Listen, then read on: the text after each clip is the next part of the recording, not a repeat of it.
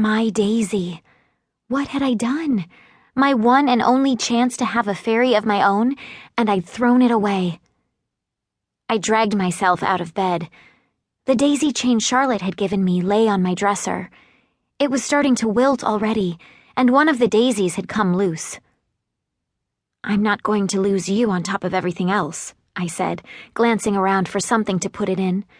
This daisy chain represented my friendship with Charlotte. I wasn't about to let it die before she'd even left. I scrabbled around in the cupboard under my dresser and found a small egg cup with a swirly green pattern around the top and purple and blue spots all around the sides. I'd won it in the egg and spoon race at Easter. That would do. I filled it with water from the glass on my bedside table and put the stray daisy in it. It seemed to perk up right away. "That's better," I said, and went downstairs. Mom was in the kitchen, sewing up a hole in a child-sized policeman's outfit while she drank a cup of coffee. Mom works in a costume shop in the afternoons, as well as running the business with Dad, so seeing her fixing a policeman's outfit over coffee wasn't as unusual as it might sound. "How come you're up?" I asked. Mom and Dad don't normally get up before me.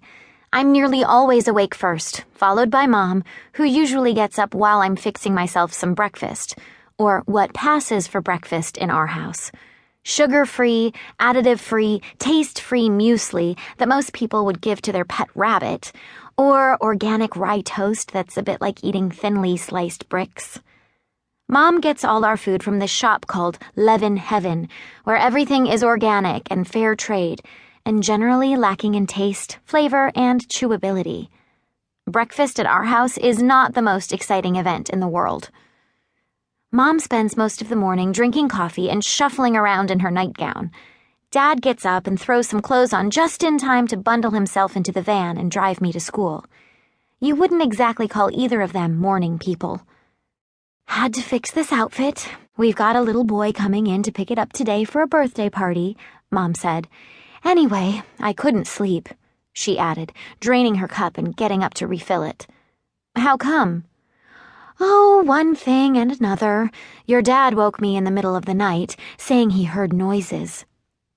"Noises?" Had he heard me creeping out of the house in the night? Was I going to be in trouble? Not that Mom and Dad are big on punishments, or discipline, or school. My parents are what you could call free spirits. They go with the flow and don't get too bothered by the kinds of things most people's parents get worked up about. I hardly ever get into trouble anyway. It's not really my thing. But on the odd occasions when I accidentally do something I shouldn't have, all that happens is that we sit around the kitchen table and talk about it. Sometimes that makes me want to do something really bad, just to find out how they'd react. "I think he's finally losing his marbles. What he's got left of them," Mom said with a laugh. "Said he thought he heard things going on in the backyard." "Really?" I said quickly, crossing the kitchen and opening the fridge so I could hide my burning face. "What time?" "Well, the first time he woke up was at midnight." I said as casually as I could.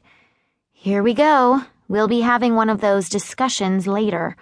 I'll have to look them both in the eye and explain why I left the house in the middle of the night, and they'll look at me with those sorrowful expressions that say, 'Where did we go wrong?' Honestly, why can't they just ground me like normal parents?" "But it went on much later than that, at least for an hour," he said. "Huh?" "But I was back in bed by 10 past midnight."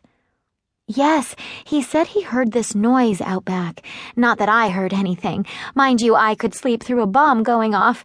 Remember that time, and what did he hear, Mom?" I burst in before she was off on one of her tangents. Honestly, Mom takes forever to tell a story. She gets sidetracked so many times that she usually forgets where she started. "Now, don't say anything, because it might have been the wine he had before we went to bed. You know he's not a big drinker, but the party yesterday went so well."